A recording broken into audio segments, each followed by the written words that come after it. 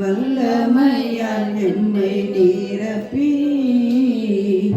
என்னில் ஆளுகை செய்யும் வாரும் தூய ஆவியே, உம் பிரசன்னத்தை வாஞ்சிக்கிறோம். வல்லமையால் என்னை நிரப்பி என்னில் ஆளுகை செய்யும். அக்கினியும் நீரே, பெருங்காற்றும் நீரே, பெருமழை போலவே என்னில் ஆளுகை செய்யும். அக்கினியும் நீரே, பெருங்காற்றும் நீரே, பெருமழை போலவே என்னில் ஆளுகை செய்யும். வாரும் தூய ஆவியே, உம் பிரசன்னத்தை வாஞ்சிக்கிறோம். வல்லமையால் என்னை நிரப்பி என்னில் ஆளுகை செய்யும். என்னில் ஆளுகை செய்யும்.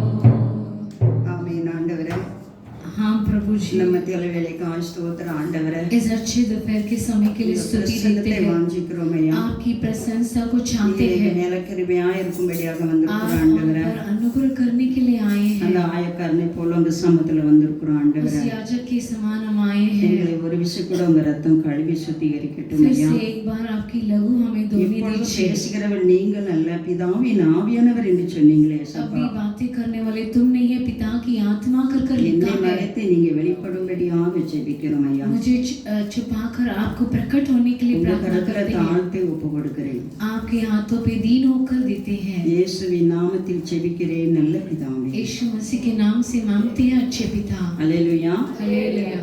நம்ம 2 நாளாகமும் दूसरा इतिहास 20ஆம் அதிகாரம் 20वां अध्याय 1 இருந்து நம்ம 6 வரைக்கும் நம்ம படிச்சோம். திரும்பவும் படிப்போம்.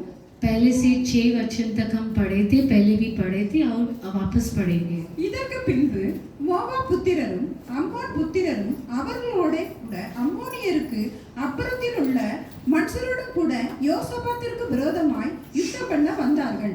சிலர் வந்து யோசபாத்தை நோக்கி, உமக்கு விரோதமாய் ஏராளமான ஜனங்கள் கடலுக்கு அக்கறையில் இருக்கிற சீரியாவில் இருந்து வருகிறார்கள். இதோ அவர்கள் எங்கேதியாகிய ஆசாசோன் தாமாரில் இருக்கிறார்கள் என்று அறிவித்தார்கள்.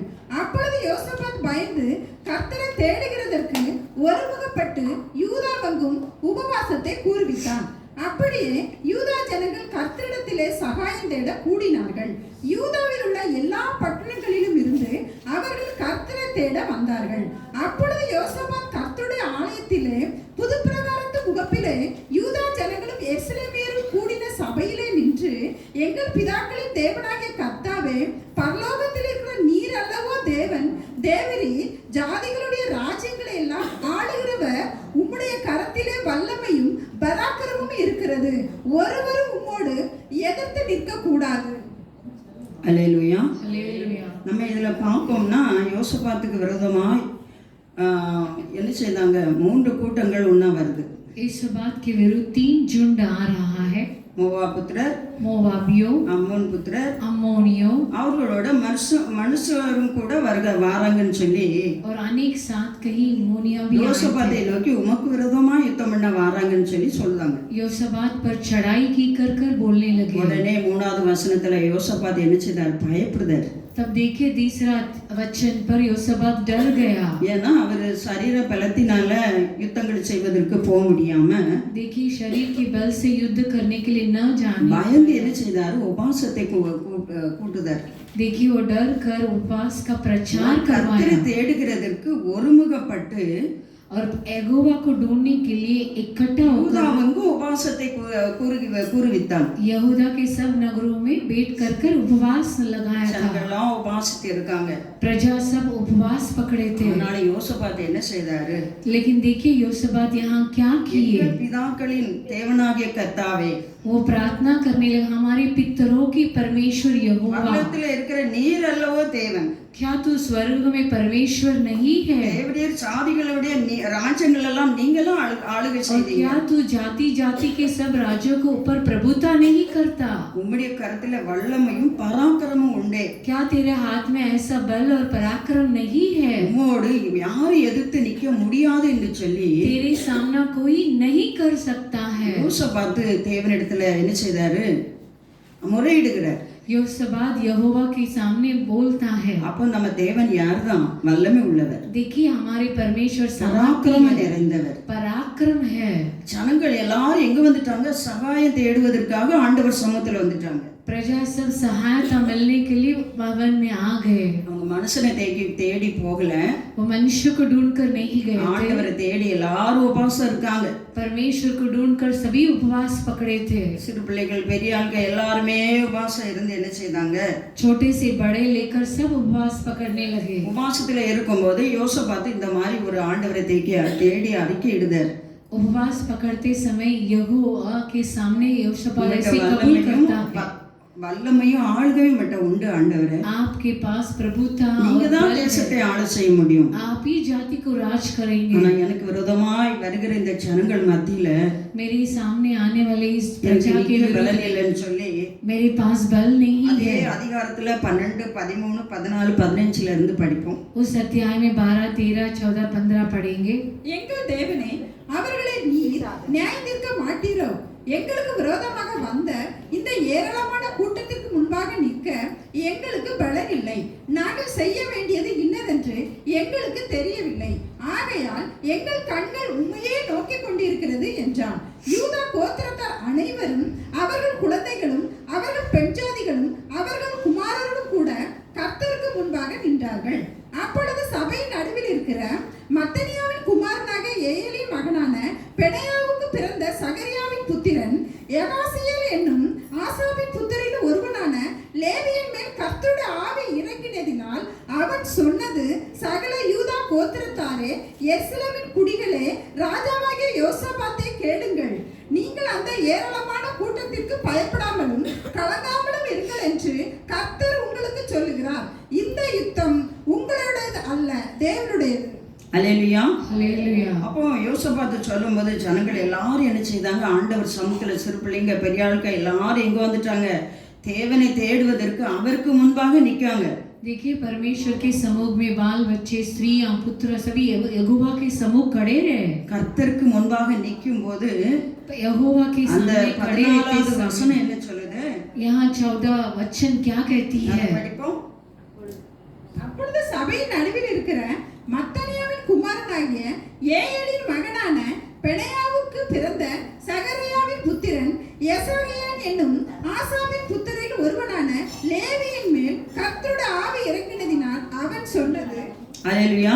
हालेलुया. கர்த்தருடைய ஆவி அந்த மனுஷன் மேல இறங்கிட்டு, यहोवा की आत्मा उसमें ஏன்னா समाया, சிறு பிள்ளைகள் நிக்காங்க, பெரிய ஆட்கள் நிக்காங்க, வாலிபர்கள் நிக்காங்க. क्योंकि बाल बच्चे थे, बड़े थे, जवान भी खड़े थे.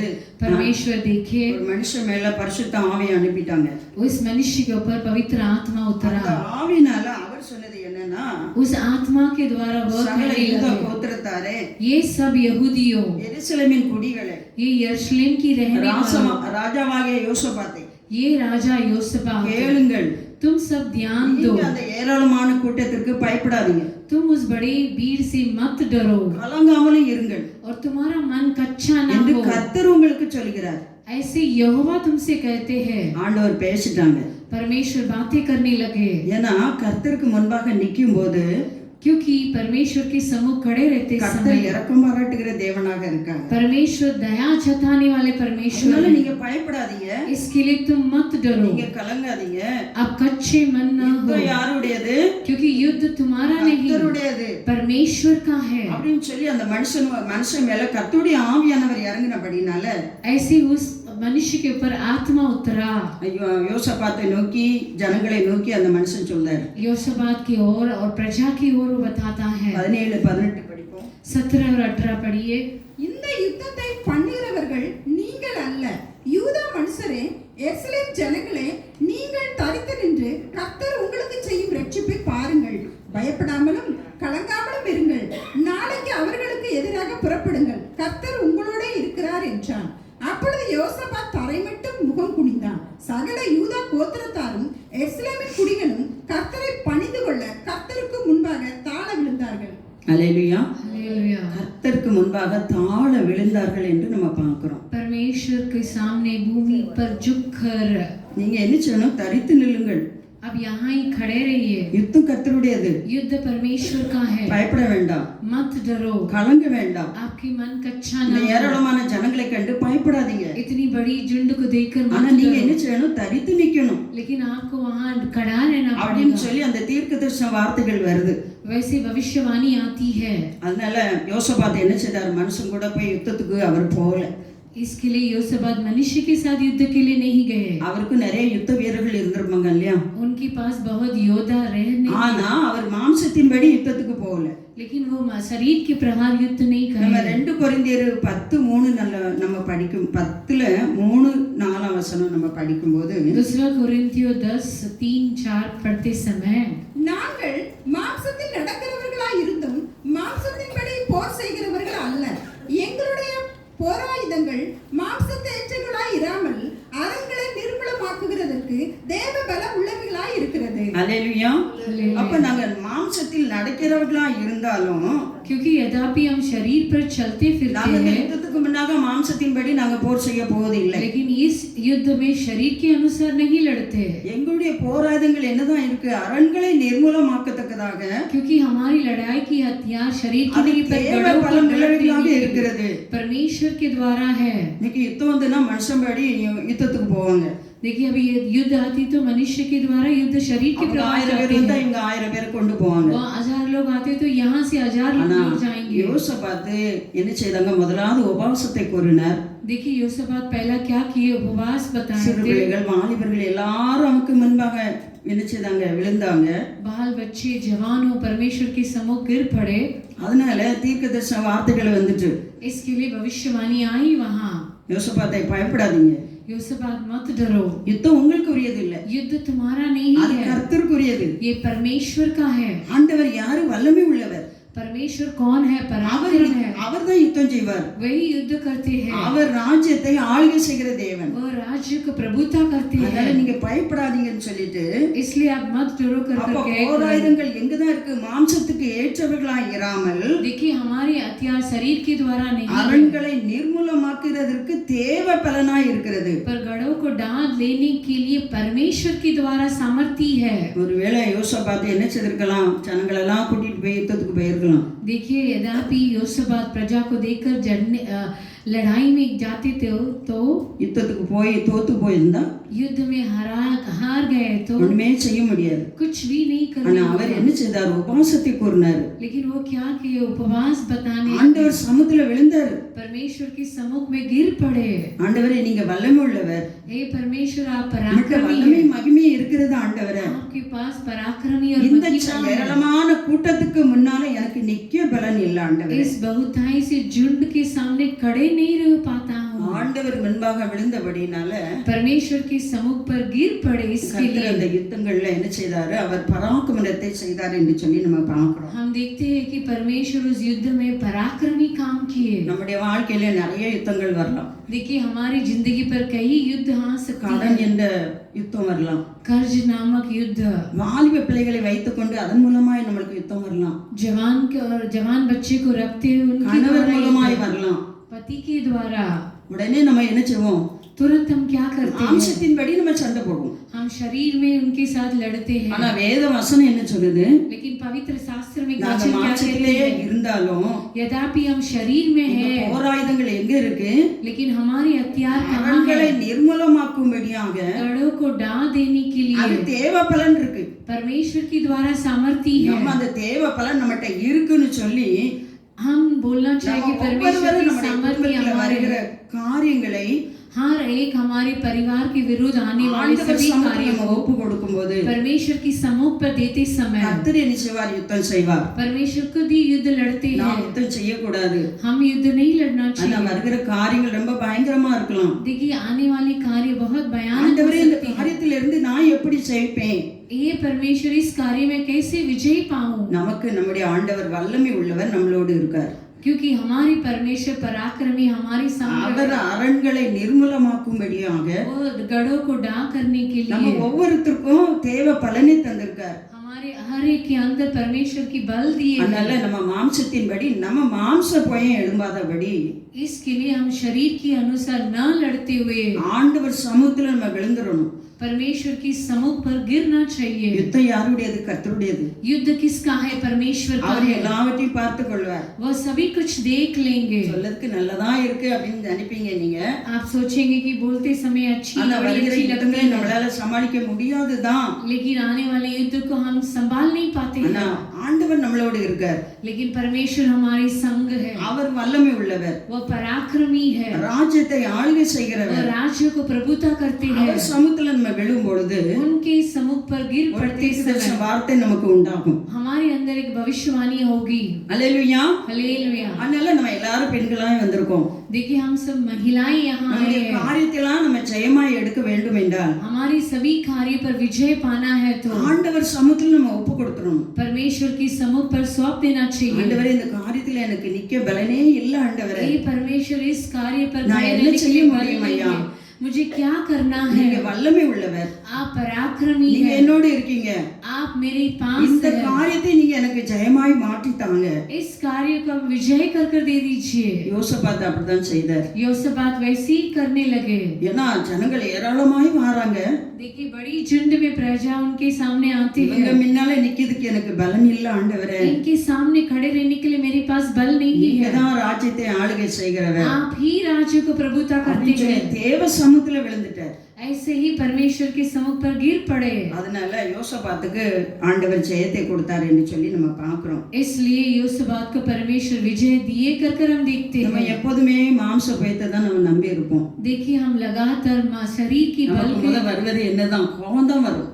हमारे सामने गुस्सा आती அந்த है। கோபத்தை சில நேரம் அடக்கவே முடியாது. उस गुस्सा को हम थमा नहीं पाते அந்த हैं। கோபத்தை அடக்கி उस गुस्से को ஆண்டவர் சமூகத்துல நம்ம ஒப்பு கொடுக்கும்போது परमेश्वर के सम्मुख पर सौंप देते समय எல்லாவற்றையும் கர்த்தர் பார்த்துக் கொள்வார். सभी कुछ परमेश्वर संभालेंगे। பிரச்சனை அப்படிதான் இருக்கு. समस्या वैसी होती அந்த है। பிரச்சனை எல்லாம் ஆண்டவர் சமூகத்துக்கு கொண்டு போகணும். उस समस्या को परमेश्वर सम्मुख लेना चाहिए। யோசபாத்தை ஆண்டவர் சமூகத்தான் கொண்டு போனார். योसबात भी परमेश्वर के सम्मुख पर लेकर गए। இன்னும் நம்ம லூக்கா எழுதின சுவிசேஷம் लूका सुसमाचार 13ஆம் அதிகாரம் 13 अध्याय 11, 12, 13 படிப்போம். 11, 12, 13 पढ़ेंगे। அப்பொழுது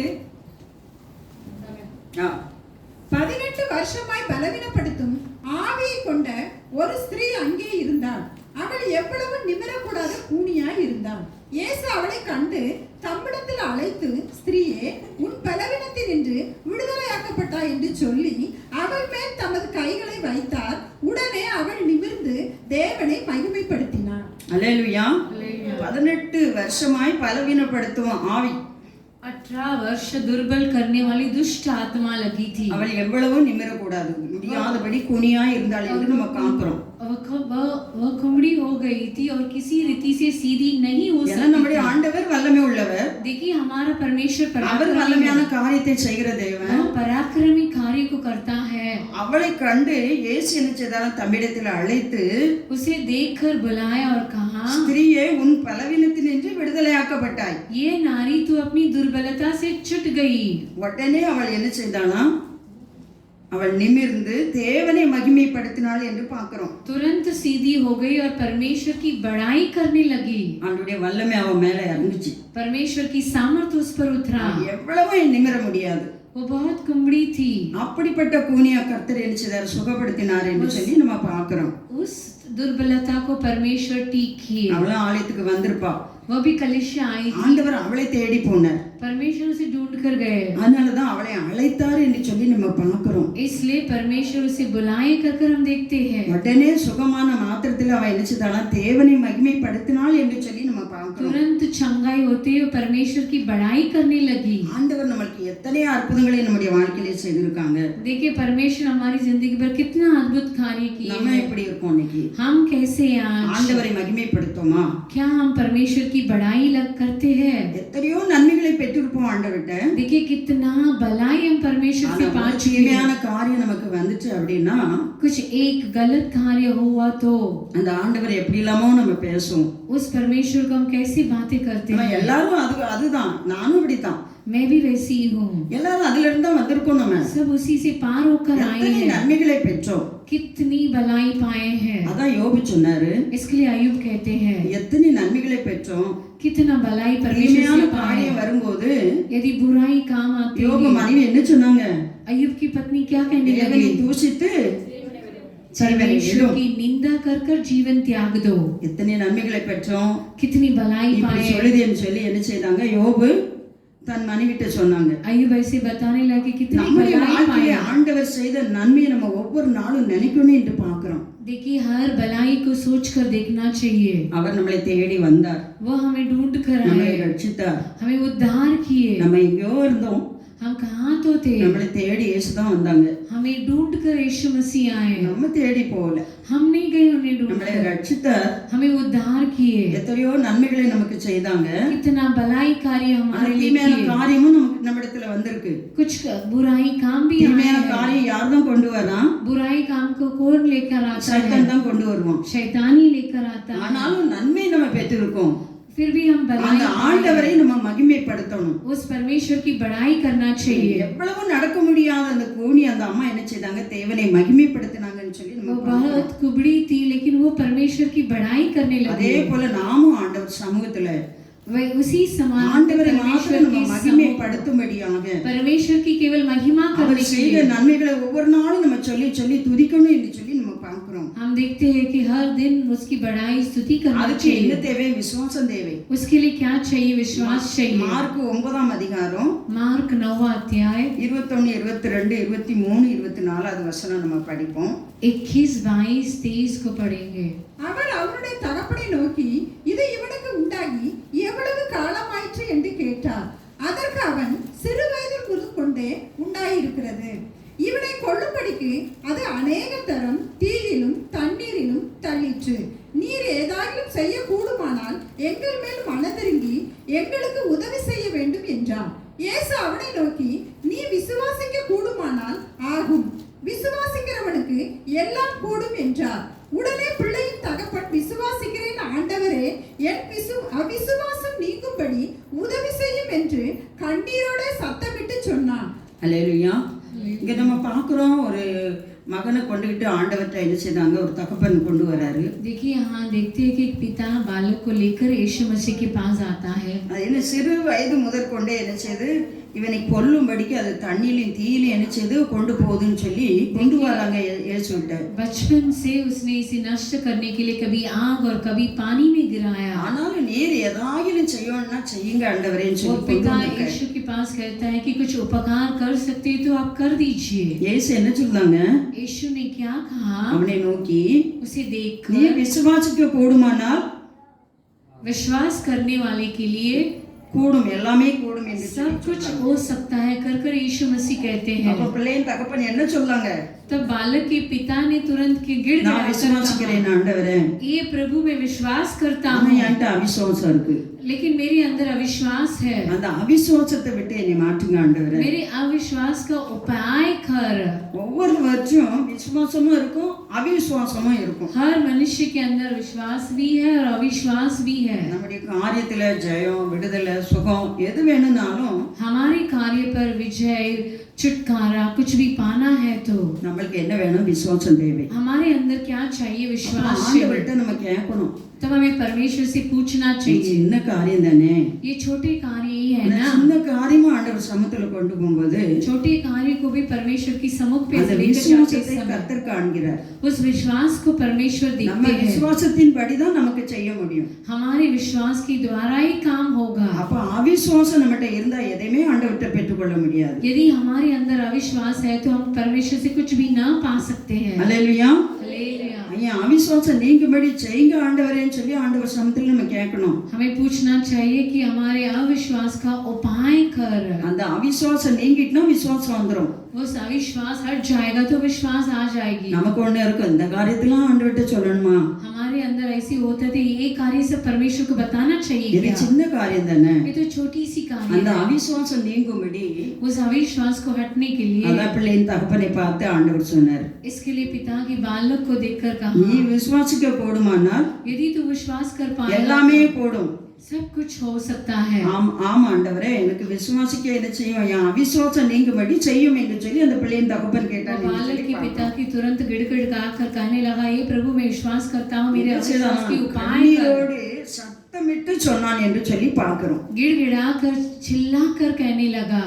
எவ்வளவு வேதனைப்பட்டிருப்பான் அந்த பிள்ளையின் தகப்பன். देखिए वो बालक के पिता कितना वेदना उठाए रहेंगे। அதனாலதான் கண்ணீரோடு என்ன செய்தானா, इसके लिए वो आंसू से சத்தமிட்டு சொன்னான் என்று சொல்லி நம்ம வசனத்துல பார்க்கிறோம். ऊंची आवाज पर कहा कर हम पवित्र அந்த शास्त्र में கண்ணீரை देखते हैं। என்ன செய்தாரு, ஏசப்பா கண்டாங்க. उस आंसुओं को यीशु पिता देखने लगे, பிள்ளைக்கு சுகத்தை கொடுத்தாங்க. बच्चे को चंगाई दी। நம்முடைய வாழ்க்கையில நம்ம கண்ணீரை ஆண்டவர் என்ன செய்தாங்க, கண்டு மனதுருகிற தேவன். देखिए हमारी जिंदगी पर हमारी आंसुओं को देखकर तरस खाने वाला அந்த प्रभु கண்ணீரை கண்டு கடந்து போக முடியாது. उस आंसुओं को देखकर पार होकर नहीं जाएंगे। ஆனா நம்ம அவிசுவாசம் நீங்கும்படியாக நம்ம என்ன செய்யணும், ஒவ்வொரு நிமிஷமும் ஆண்டவர்கிட்ட கேட்கணும். अविश्वास हटने के लिए हर पल परमेश्वर से पूछना நம்ம चाहिए। எவ்வளவுதான் நம்ம செபிக்கலாம், देखिए हम कितना प्रार्थना कर सकते हैं, எவ்வளவுதான் சர்ச்சுக்கு வரலாம், हम कितना कलीसिया में आ सकते ஆனாலும் हैं, அவிசுவாசம் இருந்ததுன்னா ஒண்ணுமே பெற்றுக்கொள்ள முடியாது. यदि हमारे अंदर अविश्वास होता है तो हम कुछ नहीं पा सकेंगे। அந்த விசுவாசத்தை ஆண்டவரிடத்துல இருந்து ஒவ்வொரு நிமிஷமும் நம்ம கேட்கணும். उस विश्वास को हर पल परमेश्वर से पूछना அந்த चाहिए। பிள்ளையின் தகப்பன் அப்படிதான் கேட்டார், उस बालक के पिता वैसे ही पूछने लगे, விசுவாசிக்கிறேன் ஆண்டவரே, विश्वास करता हूँ என் அவிசுவாசம் நீங்கும்படி செய்யும். मेरे अविश्वास की उपाय कर। இங்கே ஒரு சம்பவத்தை பார்ப்போம். மார்க் எழுதின சுவிசேஷம் मार्कुस का लिखा हुआ 4ஆம் सुसमाचार அதிகாரம் चौथा अध्याय 36 இருந்து 40 வரைக்கும் படிப்போம். 33 से 40 तक पढ़ेंगे। அவர்கள் ஜனங்களை அனுப்பிவிட்டு அவர் படவில் இருந்தபடியே அவரை கொண்டு போனார்கள். வேறு படகுகளும் அவருடைய கூட இருந்தது. அப்பொழுது பலத்த சுழல் காற்று உண்டாகி படகு நிமிரத்தக்கதாக அலைகள் அதன் மேல் மோதிற்று. கப்பலின் பின்னணியத்தில் அவர் தலையணையை வைத்து நித்திரையாய் இருந்தார். அவர்கள் அவரை எழுப்பி, போதகரை நாங்கள் மடிந்து போகிறது உமக்கு கவலை இல்லையா என்றார்கள். அவர் எழுந்து காற்றை அதட்டி கடலை பார்த்து, இறையாதே, அமைதலாய் இரு என்றார். அப்பொழுது காற்று நின்று போய் மிகுந்த அமைதல் உண்டாயிற்று. 36 से 40 तक। அல்லேலூயா. हालेलुया। நம்ம என்ன செய்தோம், ஆண்டவரே எனக்கு சோதனை வருது, இதெல்லாம் பார்த்துக்கிட்டு இருக்கிற கவலை இல்லையா அப்படின்னு சொல்லி நம்ம கேட்போம். हम पूछते हैं कि हे प्रभु जी इतना समस्या आ रहा है, आपको चिंता नहीं है क्या? அப்படிதான் சீசர்கள் கேட்டாங்க. वैसे ही चेले लोग पूछने लगे, படகுல யார் இருக்கா, இயேசு இருக்காங்க, नाव पर कौन थे? यीशु मसीह है। ஆனா காற்று பயங்கரமா அடிக்குது. लेकिन बड़ी आंधी आई। அந்த காற்று அடிச்சா அங்க மூழ்கும் போது இயேசுவும் மூழ்குவாங்கன்னு சொல்லி அந்த எண்ணம் அவங்களுக்கு இல்ல. उनकी सोच में न था कि जब नाव डूबेगी तो उनके साथ यीशु मसीह भी डूबेंगे। அலைகள் என்னச்சுட்டா அந்த கப்பல்ல வந்து அப்படியே மோதிச்சுதான். देखिए लहरें नाव पर यहाँ तक लगी। அப்ப ஏசப்பா என்ன செய்தாங்க, கப்பல்ல தலையணை வைத்து நல்லா தூங்குதாங்க. देखिए यीशु पिता नाव में अच्छे से तकिया रखकर सो रहे हैं। போதகரே நாங்கள் மடிந்து போகிறது உமக்கு கவலை இல்லையா என்று சொல்லி எழுப்புதாங்க. ये गुरुजी हम तो डूब रहे हैं, आपको चिंता नहीं है क्या? உடனே ஏசப்பா என்ன செய்தாங்க, காற்றையும் கடலையும் அமைதிப்படுத்தினாங்க. तुरंत उठकर परमेश्वर आंधी और तूफान को डांट कर शांत करने के लिए இறையாதே அமைதலாயிரு. शांत रह, तम जा कर रोने लगे। காற்று என்னச்சிட்டு அப்படியே அமைதலாயிடுச்சுன்னு சொல்லி आंधी तम गई कर हम देखते हैं। மறுபடியும் இயேசு என்ன செய்தாங்க, அவர்களை நோக்கி, फिर यीशु मसीह उन्हें देखकर क्या कहे, ஏன் இப்படி பயப்பட்டீங்க, तुम क्यों डरते हो? ஏன் உங்களுக்கு விசுவாசம் இல்லாம போயிட்டு? क्या तुम्हें अब तक विश्वास नहीं है? சீசர்கள் யார் கூட இருந்தாங்க, இயேசு அப்பா கூட தான் இருந்தாங்க. चेले लोग किसके संग थे? यीशु मसीह के संग ही थे। அவங்களுக்கு கூட விசுவாசம் இல்ல. उनके अंदर भी विश्वास नहीं था। காற்றும் கடலும் வரும்போது அலையும் வரும்போது आंधी और लहरें आते समय அவங்களுக்கு என்ன செய்யுது, பயம் இருக்கு. उनके अंदर डर आने அந்த लगा। பயத்தினாலதான் அவங்க என்ன செய்தாங்க, அப்படியே என்ன செய்திருப்பாங்க நம்மளுக்கு தெரியல, அப்படியே சத்தம் போட்டிருப்பாங்க. देखिए हम नहीं जानते, वो चिल्लाने लगे। ஐயா தூங்குறீங்களே உங்களுக்கு கவலை இல்லையா? ये गुरुजी आप तो नींद में आपको चिंता नहीं है அந்த நேரத்துல யாரதான் குற்றப்படுத்தும்? ஆண்டவர் தான் குற்றப்படுத்தும். उस समय पर वो किन्हीं दोषी ठहराते प्रभु को ही दोषी ஐயா आपको चिंता नहीं எங்க है வீட்டுல क्या? இவ்வளவு பிரச்சனை இருக்கு, देखिए हमारे पास इतना समस्या है, நீங்க என்ன இப்படி கவலை இல்லாம இருக்கீங்களே? क्यों आप ऐसी चिंता के बिना ஏசப்பா हैं? யார் கூட நம்ம கூட இருக்காங்க. यीशु पिता हमारी संग है। அப்போ நம்ம அவரை பார்த்து கேட்கிறோம் கவலை இல்லையா? हम उनसे पूछते कि என் चिंता नहीं குடும்பத்துல है। எப்படிப்பட்ட பிரச்சனைகள் இருக்கு? देखिए हमारे परिवार में ऐसी समस्याएं हैं, ஆண்டவர் அதட்டுனா ஒரே ஒரு வார்த்தை தான், परमेश्वर ने डांटे तो एक ही எல்லாமே அமைதலா ஆயிரும். सब कुछ शांत हो जाएगा। ஆனா சீசர்கள் கூட என்ன செய்தாங்க? அவிசுவாசப்பட்டாங்க. देखिए चेले भी अविश्वासी थे, அதான் இயேசு கிறிஸ்து சொன்னாங்க, ஏன் பயப்பட்டீங்க? इसलिए यीशु मसीह कहने लगे तुम क्यों ஏன் डरे? உங்களுக்கு விசுவாசம் இல்லாமல் போயிட்டு? क्या तुम्हारे अंदर विश्वास नहीं நான் है? உங்க கூட இருக்கேன், मैं तुम्हारी உங்க संग கப்பல்ல हूँ, இருக்கேன், तुम्हारे नाव पर எதுக்கு हूँ। உங்களுக்கு விசுவாசம் இல்லாமல் போயிட்டு? क्यों आपके अंदर विश्वास नहीं அதே था? போலதான் நம்முடைய வாழ்க்கையிலே இருக்கிறோம். उसी समान हमारे जीवन में भी है। அல்லேலூயா. हालेलुया। நம்ம கூட ஏசப்பா இருக்காங்க, हमारे संग यीशु पिता है, ஆனாலும் நம்ம என்ன செய்தோம்? பயப்படுதோம். फिर भी हम चिंतित हैं। அவிசுவாசம் வருது. हमारे अंदर இது अविश्वास है। நடக்குமா நடக்காதா? ये होगा क्या ना होगा? நம்ம அவிசுவாசம் இல்லாதபடி अविश्वास ना होते हुए விசுவாசம் இருக்கும்போது विश्वास होते அவர் समय எப்படிப்பட்ட பிரச்சனையா இருந்தாலும் तब कौन सी भी ஒரு समस्या होने வார்த்தையை दीजिए, அதட்டுனா போதும், एक ही शब्द से थमा देते हैं, அதுக்கு மிஞ்சி ஒண்ணுமே செய்ய முடியாது. उसके ऊपर कुछ भी नहीं அது होगा। சீசர்களும் என்ன செய்தாங்க? அந்த நாள்ல அவிசுவாசப்பட்டாங்க. चेलो भी उस दिन अविश्वासी थे, அவர்களுக்கு விசுவாசம் இல்லாமல் போயிடுச்சு. उनके अंदर विश्वास नहीं ஆனா था। நம்முடைய வாழ்க்கையிலே நமக்கு விசுவாசத்தை தேவன் தரும்படியாக கேட்கணும். हमारी जिंदगी पर विश्वास को परमेश्वर देने के लिए நல்லா पूछना चाहिए। ஜெபிப்போம், நம்ம अच्छे से प्रार्थना நல்ல करेंगे, வேதத்தை படிப்போம், अच्छे पवित्र शास्त्र को ஆனா पढ़ेंगे, சில நேரம் விசுவாசம் இருக்காது. लेकिन कुछ पल हमारे अंदर अविश्वास विश्वास ना வந்துரும். है, अविश्वास आने लगे। அவிசுவாசத்துல தான் நிறைய காரியத்தை நம்ம பெற்றுக்கொள்ளாம இருக்கோம். अविश्वास के कारण कई चीजों को हम नहीं அதனால पाए இந்த हैं। நாட்களில் நம்ம விசுவாசத்தை நமக்கு தரும்படியாக इन दिनों में विश्वास को देते அந்த देने के பிள்ளையின் लिए தகப்பனை போல उस बालक के पिता की समान ஆண்டவரே என் அவிசுவாசத்தை நீக்கி போடுன்னு சொல்லி கேட்போம். हमें पूछना चाहिए, प्रभु जी हमारे अंदर अविश्वास को निकाल दीजिए। விசுவாசம் வரும்போது தான் நம்ம எல்லாவற்றையும் பெற்றுக்கொள்ள முடியும். यदि विश्वास हमारे अंदर आएगा तो हम सब कुछ அந்த पा விசுவாசம் लेंगे। எப்படி தான் வரும்? उस विश्वास कैसा आएगा? யோவான் எழுதின சுவிசேஷம் यूहन्ना की सुसमाचार 15ஆம் அதிகாரம் 15वां अध्याय 7வது வசனம். 7वां वचन। நீங்கள் என்னிலும் என் வார்த்தைகள் உங்களிலும் நிலைத்திருந்தால் நீங்கள் கேட்டுக்கொள்வது எதுவோ அது உங்களுக்கு செய்யப்படும். அல்லேலூயா. हालेलुया। அப்ப நீங்க என்னிலும் यदि तुम मुझ என் में வார்த்தை உங்களிலே நிலைத்திருந்தால் और मेरे वचन तुम्हें बना நீங்க रहे என்ன तो கேட்டாலும் செய்யப்படும். जो चाहे मांगो वो நீங்கள் என்ன तुम्हारे लिए கேட்டாலும் हो நீங்கள் जाएगा। நீங்கள் கேட்டுக்கொள்வது ஏதோ जो भी तुम मांगोगे அது உங்களுக்கு செய்யப்படும். वो तुम्हारे लिए होगा। அப்ப நம்ம இன்னைக்கு எப்படி கேட்கிறோம்? देखिए आज हम कैसे पूछते அந்த हैं? வார்த்தை நம்ம கூட இருக்கு. उस वचन हमारे வார்த்தை संग யாரு? है। இயேசுதான். वचन कौन है? यीशु मसीह है। வார்த்தையாக இயேசு நம்மளோடு இருக்கும்போது यदि वचन यीशु हमारे நம்ம संग होते விசுவாசத்தோட समय நம்ம கேட்கறதெல்லாம் நமக்கு கிடைக்கும். हम विश्वास से जो भी मांगेंगे वो मिल जाएगा। 2 கொரிந்தியர் 5:6 நம்ம பார்க்கும்போது दूसरा कुरिन्थियों 5:6 देखते समय 5:6 2 கொரிந்தியர் நாம் தரிசித்து நடவாமல் விசுவாசித்து நடக்கிறோம். நடக்க வேண்டும். அப்போ நம்ம என்ன செய்யணும்? நம்ம தரிசித்து நடக்காதபடி விசுவாசித்து நம்ம நடக்கணும். हम देखते न चलते हुए विश्वास से चलना चाहिए। ஆண்டவர் நமக்கு அற்புதம் செய்வாங்க. परमेश्वर मेरे लिए अद्भुत அந்த काम விசுவாசம் करेंगे। நமக்குள்ள வரணும். उस विश्वास हमारे அந்த अंदर होना விசுவாசம் இருக்கும்போது चाहिए। நம்ம எல்லாத்தையும் ஆண்டவர்கிட்ட பெற்றுக்கொள்ளலாம். उस विश्वास होते समय सब कुछ पा நம்ம लेंगे। இந்த விசுவாசத்தை தான் பத்தி நம்ம நிறைய காரியத்தை நம்ம பார்த்து கொண்டிருக்கோம். विश्वास के बारे में हम कई कार्य को देख रहे हैं। அப்போஸ்தலர் 14ஆம் அதிகாரம் प्रेरितों के कार्य 14 22ஆம் வசனம் படிப்போம். 22वां वचन। சீசருடைய மனதை திடப்படுத்தி விசுவாசத்திலே நிலைத்திருக்கும்படி அவர்களுக்கு புத்தி சொல்லி நாம் அநேக உபத்திரவங்களின் வழியாய் தேவனுடைய ராஜ்யத்தில் பிரவேசிக்க வேண்டும் என்று சொன்னார்கள். அல்லேலூயா.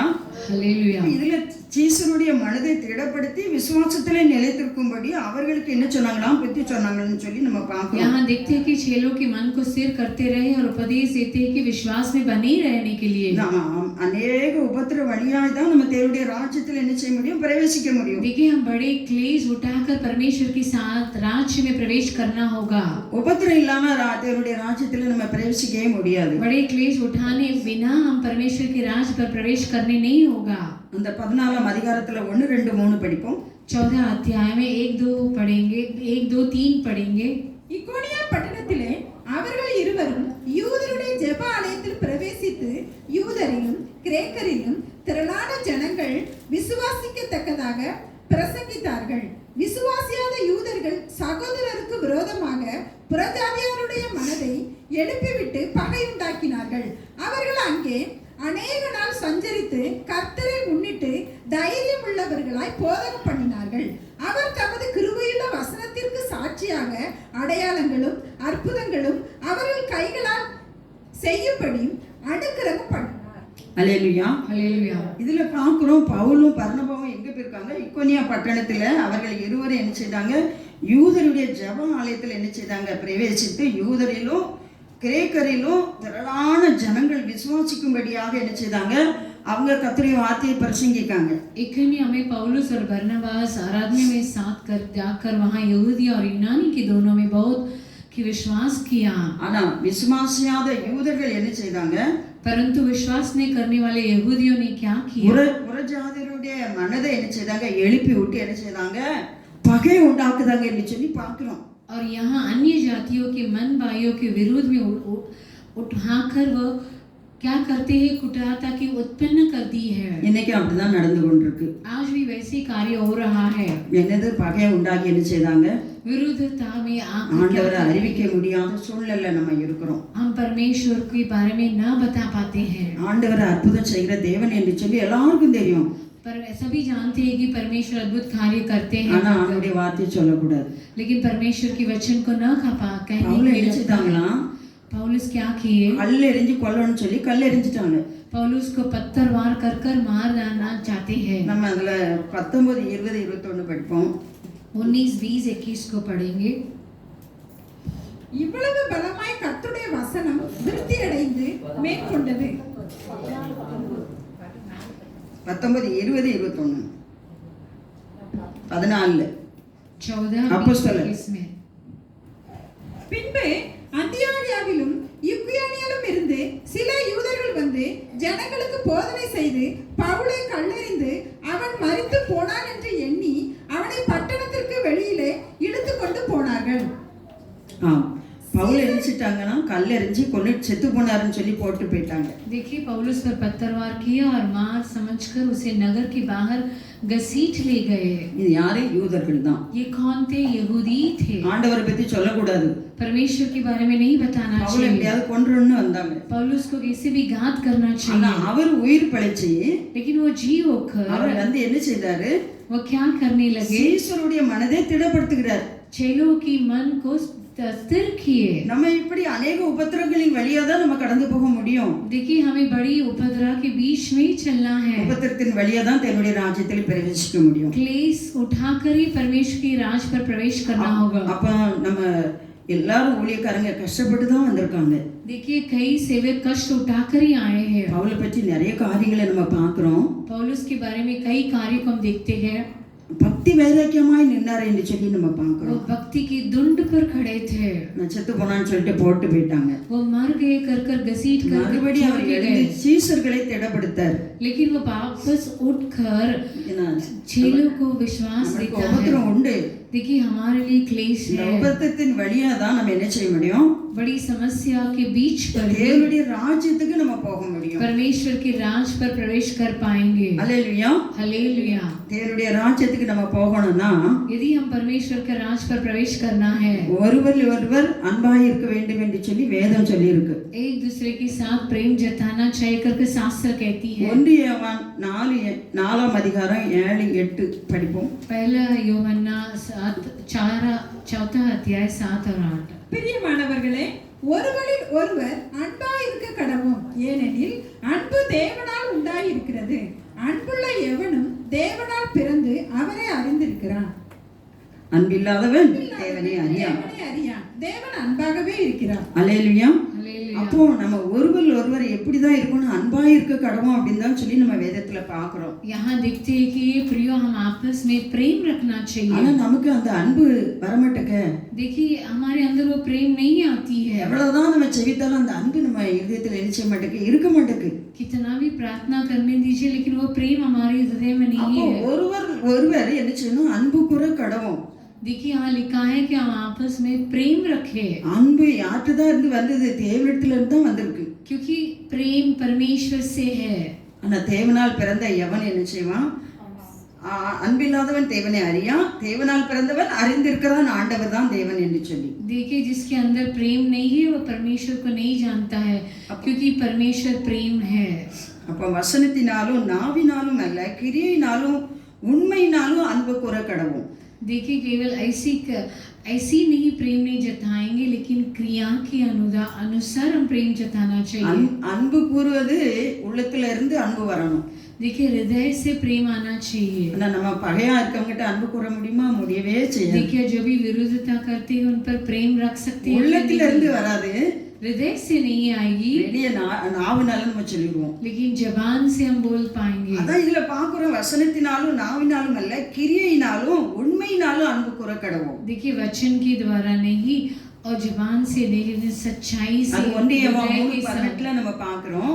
वो हम पहला यूहन्ना 3:18 में दिखते हैं। அப்போ ஆண்டவருடைய அன்பு நமக்குள்ள இருந்தால், यदि परमेश्वर की प्रेम हमारे अंदर है, ஒருவர் ஒருவர் நம்ம அன்பு கூற கடவும். हम आपस में प्रेम रखेंगे। பேசுகிற நானும் தான், என்னை சேர்த்து தான் நான் உங்களுக்கு சொல்லுறேன். मैं अपने आप को मिलाकर बताती हूँ। நிறைய நேரத்துல கோவம் வந்துட்டு அன்பு கூற முடியாது. देखिए कई बार गुस्से में प्रेम नहीं जता पाएंगे, ஆனா அன்பு கூறணும். लेकिन फिर हमें प्रेम रखना அந்த चाहिए। அன்பை ஆண்டவர் பார்க்கிறார். उस प्रेम को परमेश्वर देखते நம்ம हैं, அப்படி சும்மா மேல நாவுனால சரி அன்பா இருக்கும் அப்படின்னு சொல்லிட்டு போறது அல்ல. लेकिन ऐसे ओठों में जबानों में प्रेम रखते करके बोलना लगा, अपनी क्रिया के द्वारा दिखाना चाहिए। உண்மையான அன்பை நம்ம காட்டணும், வெளிப்படுத்தணும் என்று சொல்லி பார்க்கிறோம். सच्चे प्रेम को दिखाना कर हम देखते हैं, ஆனா உண்மையான அன்பை இன்னைக்கு நம்ம கிட்ட இருந்து பார்க்க முடியல. सच्चे प्रेम को नहीं देख पाते हैं। வேத வசனம் உண்மையான அன்பை பார்க்குது.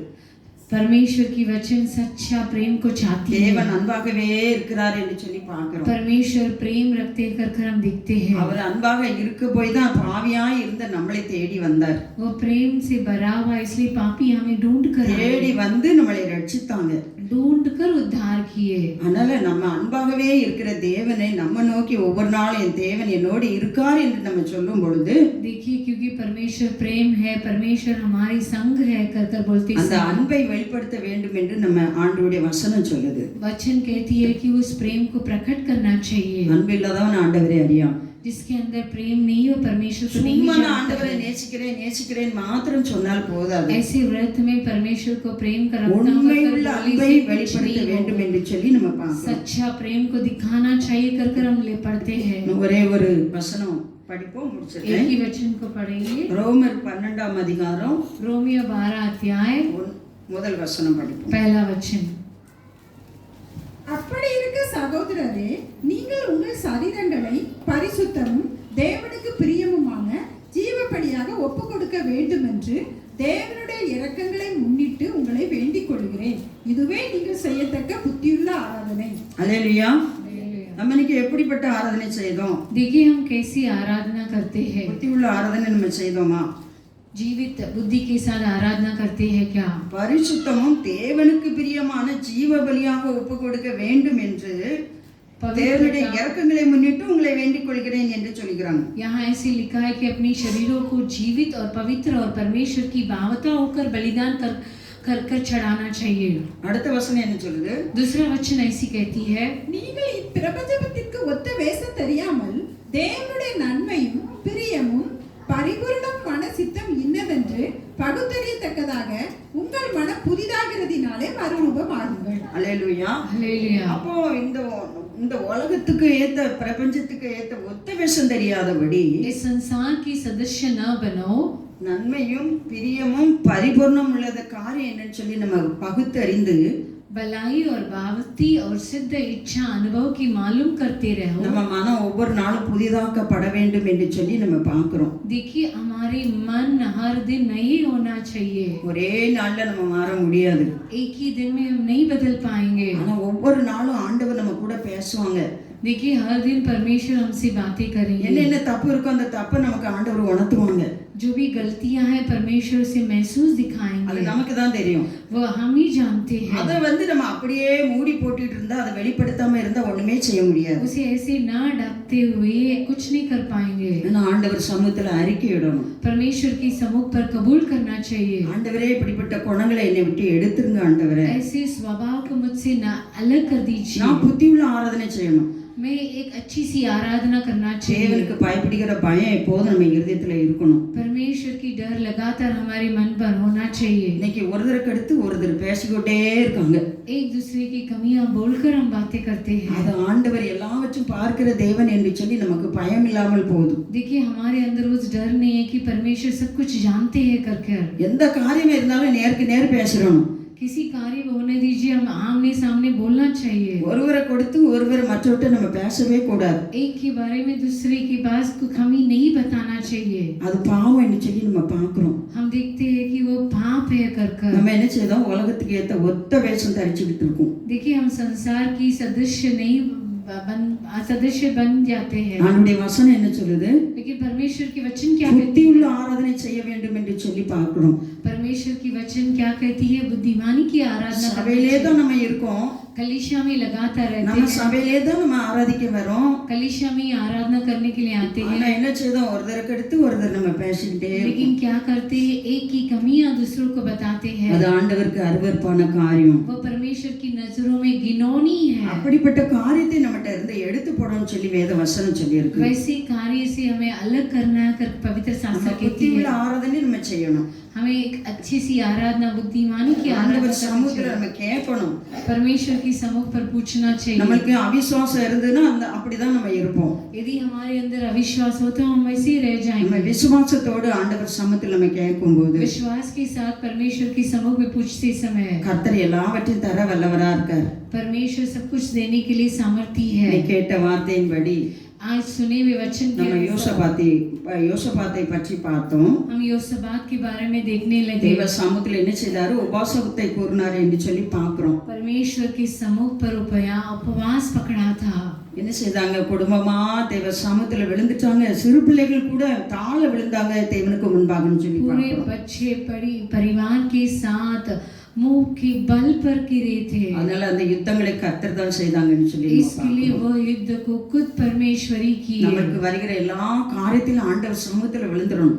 हमारे सब कार्यों में परमेश्वर के सम्मुख पर गिर पड़ना चाहिए। மாம்சத்தின்படி நம்ம யுத்தம் செய்யவே கூடாது. मांस के अनुसार हम युद्ध नहीं करना நம்முடைய चाहिए। போராயுதம் எங்க தான் இருக்கணும், அரண்களை நிர்மலமாக்கத்தக்கதாக தேவ பலனா இருக்கணும். हमारे हथियार गढ़ों को डा करने वाले परमेश्वर की सामर्थ्य होना चाहिए। மாம்சத்தின்படி நம்ம எதையுமே செய்ய முடியாது. मांस के अनुसार हम कुछ भी कर नहीं पाएंगे। நம்ம செய்தோமானால் அதுல தோல்வியை தான் நம்ம பெறுவோம். यदि हम ऐसे करेंगे तो हम पराजय होंगे, நம்ம வெற்றியை பெற முடியாது. हम विजयी नहीं हो पाएंगे। அதே மாதிரி நம்ம சுகத்தை பெற்றவங்களெல்லாம் சொல்லி நம்ம பார்த்தோம்.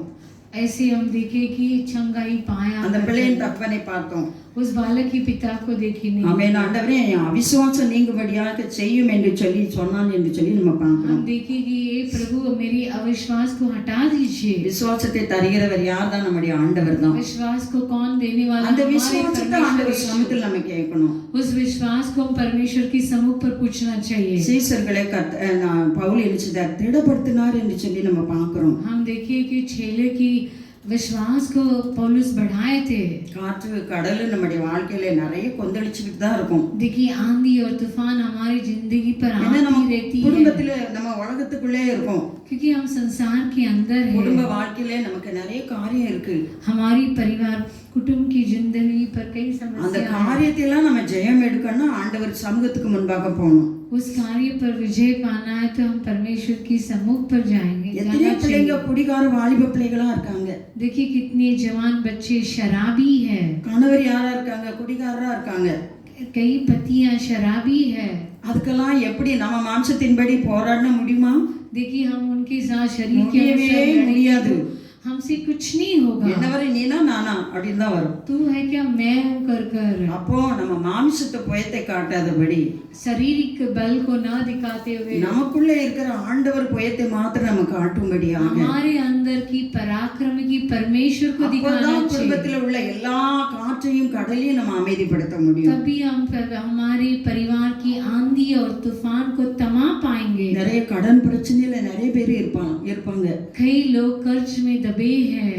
என்ன செய்ய முடியும் ஆண்டவரே, நான் என்ன செய்வேன்னு சொல்லி இருப்பாங்க. हाय परमेश्वर में क्या करूं कर कर सोचते हैं। ஆண்டவர் சமூகத்துக்கு நம்ம கொண்டு போகும்போது यदि हम परमेश्वर की सम्मुख में वर से लेकर கர்த்தர் जाएं, எல்லாவற்றையும் நேர்த்தியா செய்கிற தேவன். परमेश्वर सभी कुछ सीधी तरह से करेंगे। அதனால இந்த நாள்ல கேட்ட வார்த்தையின்படி इसके लिए आज सुने हुए वचन के நம்ம अनुसार கேட்டோம், अनेक காரியங்களை குறித்து நம்ம கேட்டோம். कई कार्य के बारे में हम पूछे, நம்ம புத்தி உள்ள ஆராதனை செய்வோம். सुने, हम अच्छे से आराधना करेंगे। இந்த பிரபஞ்சத்துக்கு வேற்ற ஒத்த வேஷம் தெரியாதபடி इस संसार की सदस्य न बनते हुए ஆண்டவரை மாத்திரம் நம்ம வெளிப்படுத்துவோம். केवल परमेश्वर को ही प्रकट करेंगे। ஒருவர் நம்ம அன்பு கூறுவோம். आपस में प्रेम रखेंगे। ஒருவருக்கு ஒருவர் நம்ம கோள் சொல்லக்கூடாது. एक दूसरे की चुगली नहीं लगाना ஒருவர் चाहिए। காரியங்களை ஒருவற்றை போய் கெடுத்து பேசக்கூடாது. एक दूसरे की कार्य को दूसरे के बारे में ஏன்னா நம்ம कभी யாரும் नहीं बताना கிறிஸ்தவர்கள். चाहिए, क्योंकि हम मसीह के हैं। வல்லமை உடையவர் நம்மளோடு இருக்காரு. सामर्थ्य प्रभु हमारे संग है। அதனால நம்மளால முடியாது, தேவன் இடத்துல நம்ம கேட்போம். देखिए हमसे नहीं होगा, लेकिन परमेश्वर நம்ம से அவிசுவாசம் पूछेंगे। நீங்கும்படியாக செய்யும் பொழுது கர்த்தர் விசுவாசத்தை தரும்போது हमारे अविश्वास को बदलते समय परमेश्वर ही खुद विश्वास देंगे। எல்லா காரியத்தையும் கர்த்தர் நமக்கு ஜெயமாய் மாற்றி தருவார். सभी कार्यों को परमेश्वर विजय देंगे। உங்க மத்தியில நானும் பேசுகிற நானும் கூட आपके बीच में बातें करने वाले में भी எத்தனையோ காரியங்கள்ல இருந்து கர்த்தர் எனக்கு இந்த நாட்கள்ல கர்த்தர் ஜெயத்தை தந்திருக்காங்க. நிறைய காரியம் ஜெயம் இல்லாம இருக்கு. देखिए परमेश्वर कई कार्यों को विजय दी और कई कार्य में विजय अब तक नहीं मिला। ஆனாலும் கர்த்தர் என்ன செய்வார், எப்படியாவது தருவாருன்னு சொல்லி கர்த்தரை மாத்திரம் தான் என்ன செய்தேன் நம்பி இருக்கிறேன். फिर भी मैं भरोसे मन के साथ खड़ी हूँ कि परमेश्वर विजय देंगे। கர்த்தரை விட்டு எங்க போக முடியும்? परमेश्वर से अलग होकर कहाँ जा அவர் पाऊँ? நம்மளை தேடி வந்து கண்டுபிடித்து ரட்சிப்பை தந்த தேவன். वह हमें ढूंढ कर उद्धार दिया हुआ परमेश्वर, பரலோகத்துக்கு வழியை காட்டின தேவன். स्वर्गराज की मार्ग दिखाए परमेश्वर, உலகத்திலே அழிந்து போகாதபடி संसार में न मिटते हुए கர்த்தர் நம்மளை தேடி வந்தாங்க. परमेश्वर हमें ढूंढ நாம் कर ஒருவர் आए। கர்த்தரை தேடி போகவே இல்லை. हम परमेश्वर को ढूंढ कर नहीं गए। அதனால ஜாக்கிரதையாய் நம்முடைய வாழ்க்கையில நம்ம எப்படி இருக்கணும்னு சொல்லி வேத வசனம் நம்மளுக்கு சொல்லுது. देखिए पवित्र शास्त्र कैसे सावधानी से रहना चाहिए कर बताती கை है। கொள்ளும் பொழுது उसकी आज्ञा पालन करते समय ஒருவர் அன்பு கூற கடவோம். आपस में प्रेम रखेंगे। சில நேரம் அன்பு கூற முடியாத காரியம் வரும். कई पल प्रेम न रखते हुए कार्य आती है। நான் எப்படி அன்பு கூற முடியும்? मैं क्यों प्रेम எனக்கு रखूं? விரோதமா என்னெல்லாம் பேசியிருக்காங்க. मेरे विरोध में कितने बातें करने लगे। ஆனாலும் நம்ம என்ன செய்யணும்?